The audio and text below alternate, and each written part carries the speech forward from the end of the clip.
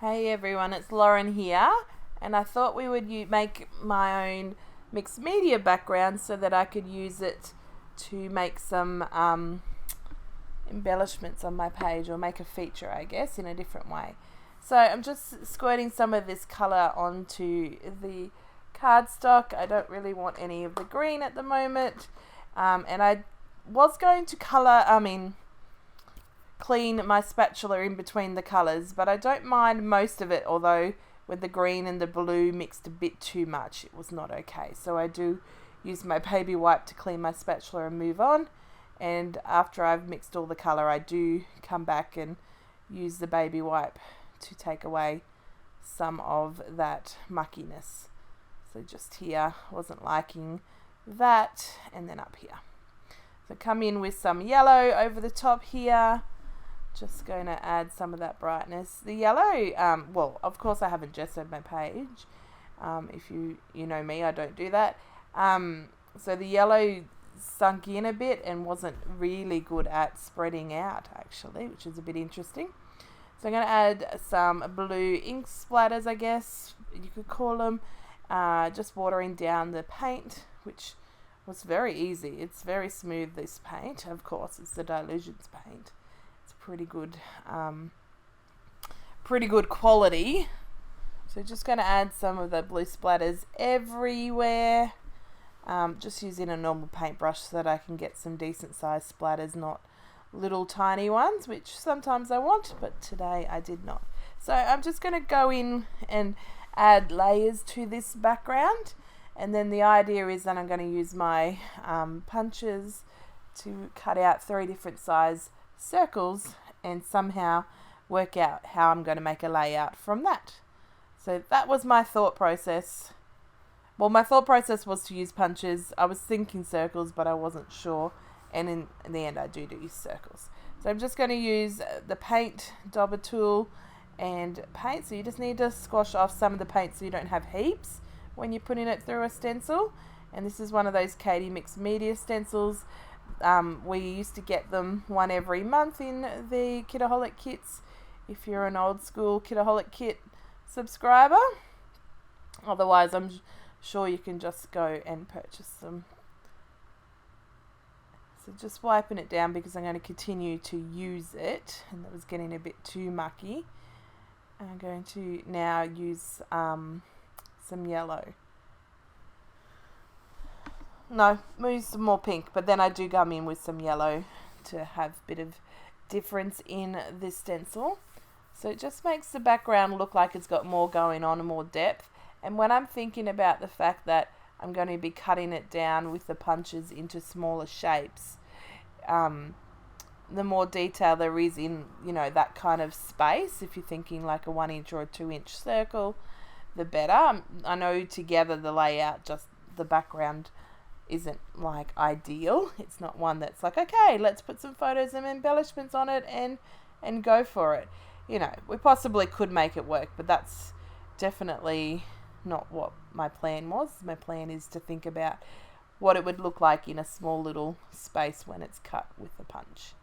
So just using the color here to add some different texture and color, because it's daubing it off in a thinner layer, and the pink and the yellow has mixed a bit. So just putting that away so it can get cleaned, and then I'm going to come in and cut. No, I'm going to do a little bit more. So I add some blue paint to my mat, and then I'm using my mark making tool to add some little lines. So just putting them in a few different spots. I don't want them everywhere. I don't want them all to be the same. I just want there to be similar features in the fact that there's color and there is some kind of shape between some of them. Some might not have the same shape, but that's like it'll still work because of the color. And then I'm scraping it across the same tool just to give a different effect and to use the paint up. Don't want to waste it. So just putting it here, there, and everywhere, and you can see even on the white space, just a bit of that color by itself will make a different pop of difference as well.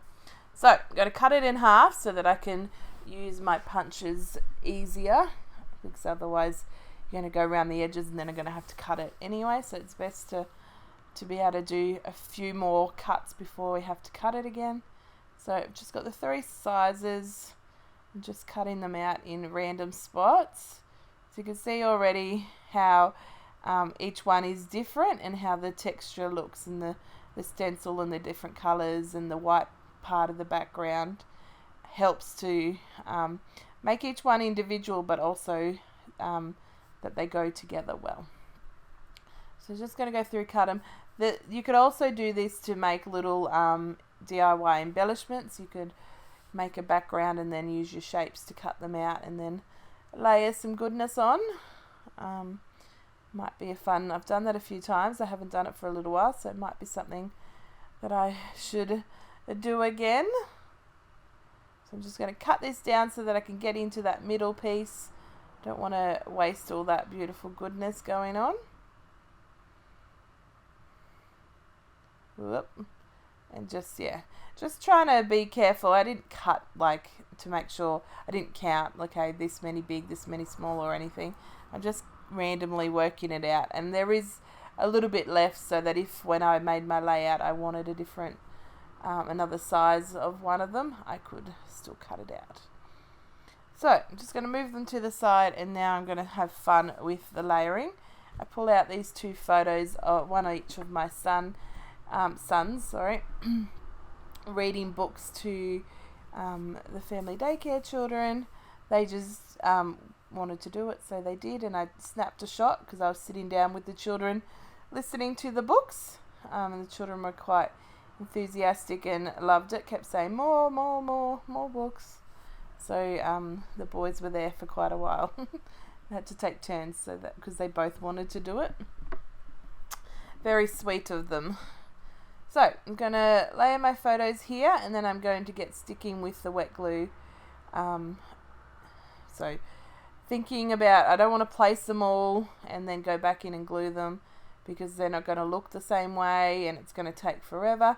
So instead I commit to my photos, and then I'm literally committing to each of the shapes. Now I start gluing them down, and then while I figure out where the next one's going to go, I put my glue down to hold it a little, just so that the edges don't curve up. So I'm putting glue all over it so that it can, the whole thing can stick down flat. I'm not looking for that layered, textured, raised edges kind of look today. In fact, I don't even put any on foam tape, which is something I would often normally do, but I wanted them all to be flat.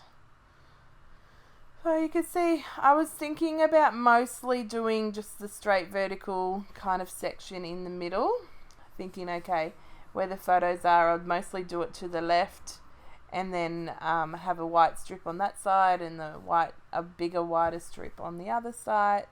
But I had so much fun, and it was just every one I put on, it kind of, after here, I think, probably a little bit later, I start putting them on, they start getting wider, and I'm like, okay, we're going to have them everywhere. And I really like that look anyway.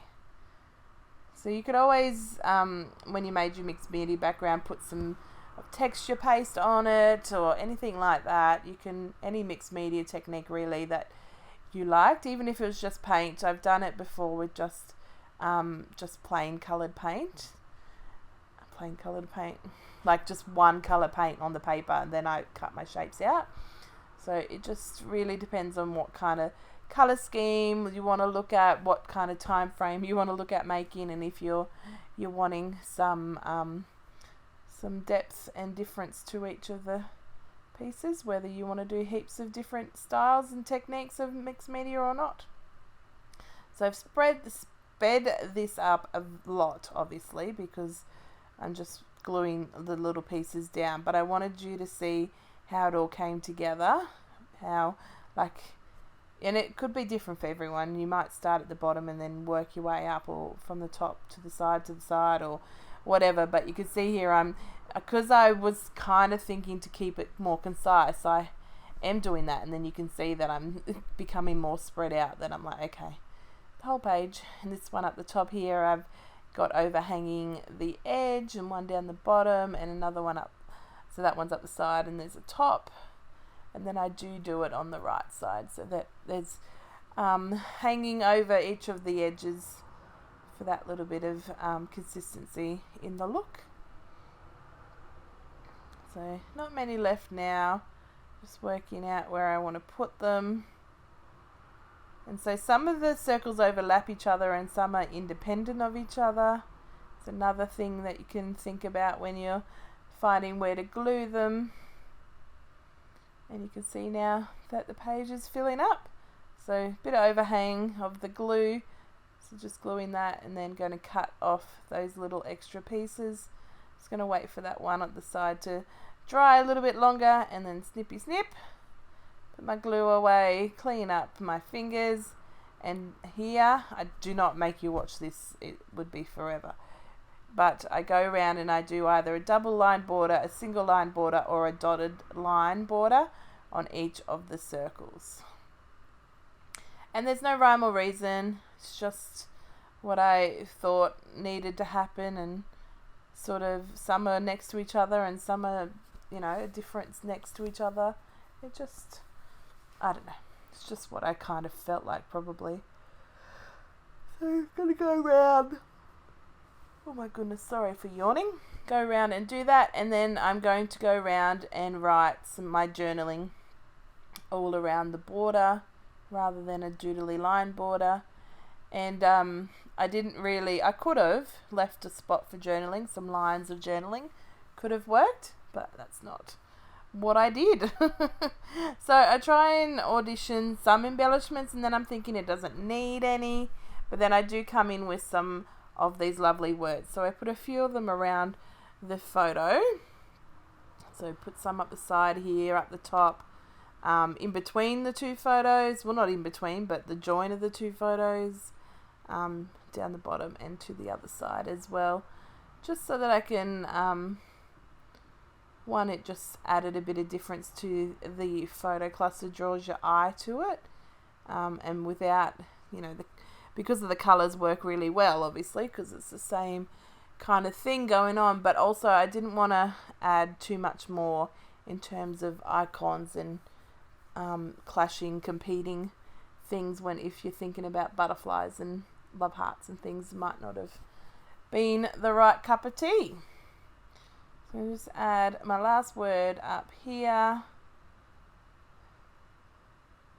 Just make sure it's all the way I want it to be, and then I'm just going to add a couple of little sprinkly clusters. So one up the top here, just using these puffy hearts and circles, and then one cluster here, just smaller cluster, just the two circles and a heart, and then we're done. So here's the close-ups, and hopefully you're inspired to create something like this at your house.